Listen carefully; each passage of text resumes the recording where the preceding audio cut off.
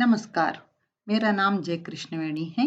मैं केएसएन सरकारी महिला महाविद्यालय में हिंदी प्राध्यापिका के रूप में काम कर रही हूँ। आज मैं श्री कृष्ण देवराय विश्वविद्यालय के अनुबंध महाविद्यालयों के द्वितीय भाषा हिंदी के पाठ्यक्रम को लेकर प्रथम सत्र के कथालोक के कहानीकारों का परिचय देना चाहती हूँ।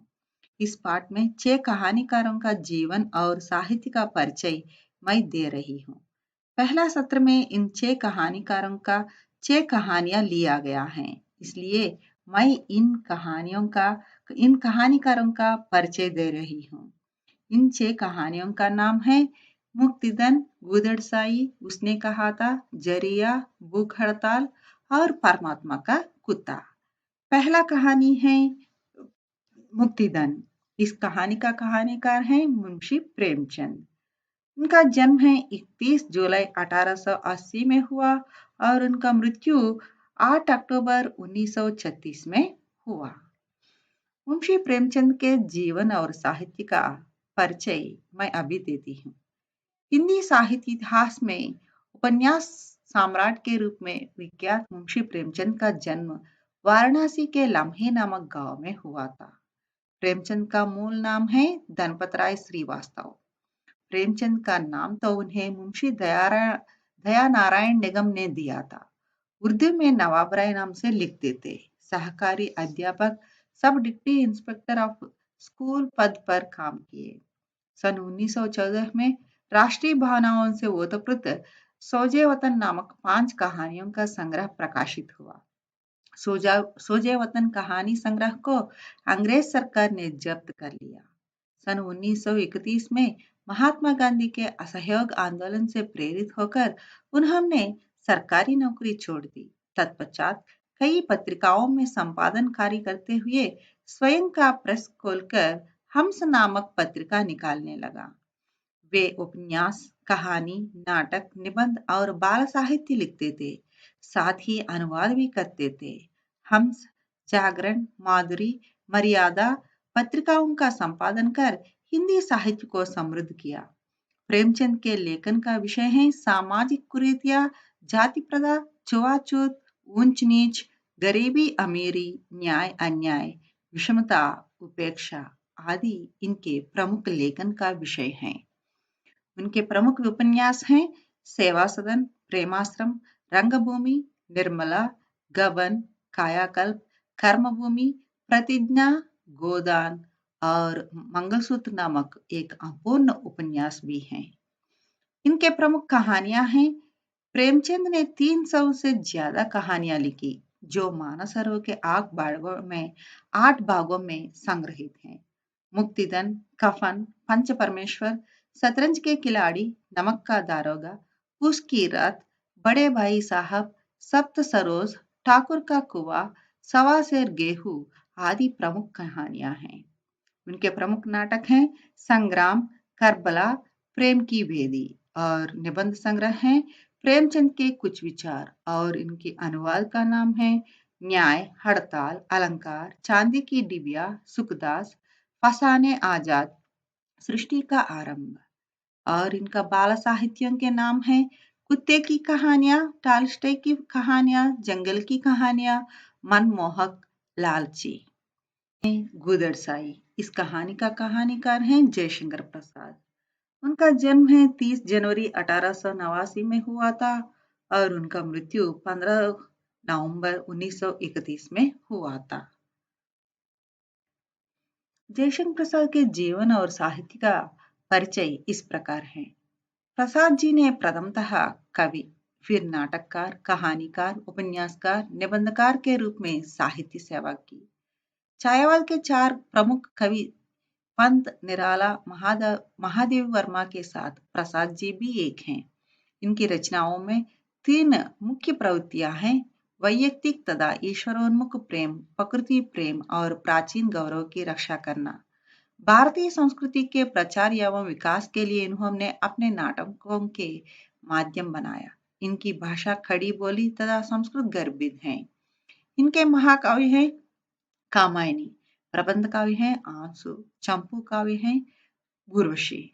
अन्य रचनाएं झरना, लहर, वनमिलन, प्रेम राज्य, अयोध्या का उद्धार, शोकोच्छ्वास, बब्रुवाहन, कानन कुसुम, प्रेमपति, करडालय, महाराणा का महत्व, पेशोले की प्रतिध्वनि, छाया, चित्रधारा। और इनका प्रमुख नाटक है चंद्रगुप्त, स्कंदगुप्त, अजातशत्रु, विशाख, कामना, जन्माजय का नागयज्ञ, एक गुंड, ध्रुवस्वामी। और उनकी 3 उपन्यास हैं कंकाल, तितली, इरावती। और उनके प्रमुख कहानियां हैं आकाशदीप, पुरस्कार, ममता, आंधी, देवरथ, सालवती, मधुआ, इंद्रजाल, घूदड़साई। और तीसरा कहानी है उसने कहा था। और उनका प्रमुख कहानीकार है चंद्रधर शर्मा गुलेरी। चंद्रधर शर्मा गुलेरी का जन्म 7 सितंबर 1883 में हुआ था और उनका मृत्यु 12 सितंबर 1922 में हुआ। चंद्रधर शर्मा गुलेरी के जीवन और साहित्य का परिचय इस प्रकार है। उसने कहा था जैसी कालजयी हिंदी कहानी के रचनाकार पंडित चंद्रधर शर्मा गुलेरी का जन्म पुरानी बस्ती जयपुर में हुआ था। गुलेरी जी के अनेक भाषाओं के ज्ञाता थे। आप संस्कृत, पाली, प्राकृत, हिंदी, बांग्ला, अंग्रेजी, लैटिन और फ्रेंच आदि भाषाओं पर एकाधिकार रखते थे। आप अनेक महत्वपूर्ण संस्थानों में प्राध्यापक के पद पर कार्य किया। उन्होंने नागरी प्रचारणी पत्रिका में संपादक मंडल के सदस्य के रूप में कार्य किया। उनकी कृतियों में समाज का यथार्थ चित्रण का देखने को मिलता है। उन्होंने केवल 3 कहानियां लिखी। उसने कहा था, सुखमय जीवन और बुद्धू का कांटा। उसने कहा था का प्रकाशन सन 1915 ही में सरस्वती में हुआ था। गद्य और शिल्प दोनों ही दृष्टियों से यह अपने युग की सर्वश्रेष्ठ कहानी मानी जा सकती है। उनकी प्रमुख कहानियां हैं। 5वीं कहानी है भूख हड़ताल। इस कहानी का कहानीकार था श्री बालशौर रेड्डी और उनका जन्म 1 सितंबर 1928 में हुआ और उनका मृत्यु 15 सितंबर 2015 है। श्री बालशौर रेड्डी के जीवन और साहित्य का परिचय इस प्रकार है। दक्षिण के श्रेष्ठ अहिंदी भाषी हिंदी साहित्यकारों में बालशौर रेड्डी जी एक हैं। दक्षिण में राष्ट्रभाषा हिंदी को समृद्ध एवं लोकप्रिय बनाने में उनका योगदान अविस्मरणीय है। आप आंध्र प्रदेश के कड़पा जिले के गोल्ललगूडूर नामक गांव के थे। तेलुगु उनकी मातृभाषा है। अपनी हिंदी रचनाओं के द्वारा दक्षिण के सामाजिक, पारिवारिक, सांस्कृतिक, राजनीतिक एवं आर्थिक जीवन एवं संस्कृति से हिंदी पाठकों का परिचय कराया है। श्री रेड्डी जी ने कई सालों तक हिंदी चंदमामा का सफल संपादन किया। उनकी सैकड़ों कहानियां प्रकाशित हुई। उन्होंने कई उपन्यास और नाटकों का हिंदी से तेलुगु में और तेलुगु से हिंदी में अनुवाद किया है। उनके प्रमुख उपन्यास हैं सबरी, जिंदगी की राह, यह बस्ती, ये लोग, भग्न सीमाएं, बैरिस्टर, स्वप्न और सत्य, प्रकाश और परछाई, लकुमा, धरती, मेरी माँ, प्रोफेसर, वीर केसरी, दावानल आदि आपके प्रमुख उपन्यास हैं। और उनकी कहानियां हैं तेलुगु की लोक कथाएं, तेनाली रामकृष्ण राम के लतीफे, बुद्धि से बुद्धिमान, तेनालीराम की हास्य कथाएं, न्याय की कहानियां। और उनके प्रमुख अन्य रचनाएं हैं पंचामृत, आंध्र भारती, तेलुगु साहित्य का इतिहास, तेलुगु वाङ्मय, विविध विधाएं आदि इनके अन्य रचनाएं हैं। और छठवीं कहानी है परमात्मा का कुत्ता। इस कहानी का कहानीकार है मोहन राकेश। मोहन राकेश का जन्म 8 जनवरी 1925 में हुआ था और उनका मृत्यु 3 जनवरी 1972 में हुआ था। उनका जीवन का परिचय इस प्रकार है। श्री मोहन राकेश का जन्म पंजाब के अमृतसर में हुआ था।